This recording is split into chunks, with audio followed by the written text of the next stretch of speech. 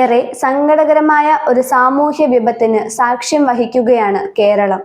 ബാലവിവാഹങ്ങളുടെ എണ്ണം സംസ്ഥാനത്ത് ആശങ്കാജനകമായി വർദ്ധിച്ചിരിക്കുന്നുവെന്നാണ് പുതിയ കണക്കുകൾ സൂചിപ്പിക്കുന്നത്. വനിതാ ശിശു വികസന വകുപ്പിന്റെ പുതിയ കണക്കുകൾ ഉദ്ധരിച്ച് പ്രസിദ്ധീകരിച്ച ഒരു റിപ്പോർട്ടിൽ പ്രമുഖ ദിനപത്രമായ ന്യൂ ഇന്ത്യ എക്സ്പ്രസ് ആണ് ഇത് വെളിവാക്കിയിരിക്കുന്നത്.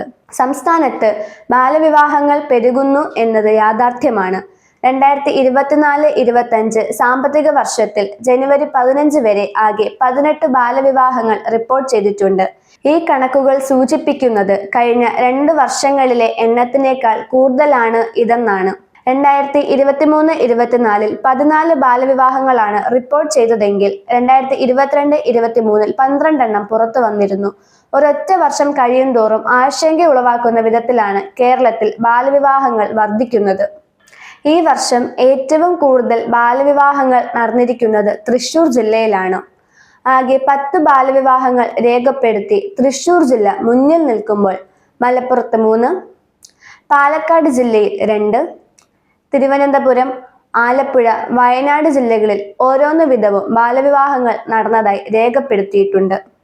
ഇടുക്കി ജില്ലയിലാകട്ടെ ഒന്നുപോലും റിപ്പോർട്ട് ചെയ്യപ്പെട്ടില്ല എന്നത് പ്രത്യേകം ശ്രദ്ധിക്കേണ്ടതായുണ്ട്.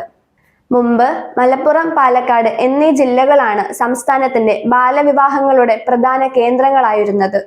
എന്നാൽ ഇപ്പോൾ തൃശൂർ മുന്നിൽ എത്തി നിൽക്കുന്നു എന്നതും ശ്രദ്ധേയമാണ്.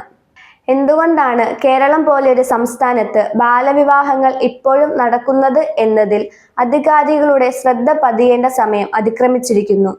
ഇവ തടയാനായി അധികാര കേന്ദ്രങ്ങളിൽ നിന്നുള്ള ശ്രമങ്ങൾ പഴയതുപോലെ ആർജവം ഉണ്ടാവുന്നില്ല എന്നും ഈ കണക്കുകൾ സൂചിപ്പിക്കുന്നുണ്ട്.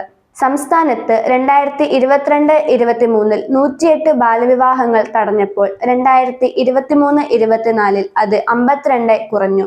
2024 ഏപ്രിൽ മുതൽ 2025 ജനുവരി 15 വരെ വെറും 48 ശ്രമങ്ങൾ മാത്രമാണ് തടഞ്ഞത്. വിവാഹ ശ്രമങ്ങളെക്കുറിച്ച് വിവരം നൽകുന്നവർക്ക് 2500 രൂപ പാരിതോഷികം നൽകുന്ന പൊൻവാക്ക് എന്നൊരു പദ്ധതി നിലവിലുള്ള സംസ്ഥാനമാണ് കേരളം. ഈ പദ്ധതി പ്രകാരം 2022-23 8 കേസുകളും 2023-24 7 കേസുകളും 2024-25 10 കേസുകളും തടയാൻ കഴിഞ്ഞിട്ടുണ്ട്. അതേസമയം ബാലവിവാഹങ്ങൾ അനുസ്യൂതമായി തുടരുന്നു എന്നതിനേക്കാൾ ആശങ്കാജനകമായി മറ്റെന്തുണ്ട്?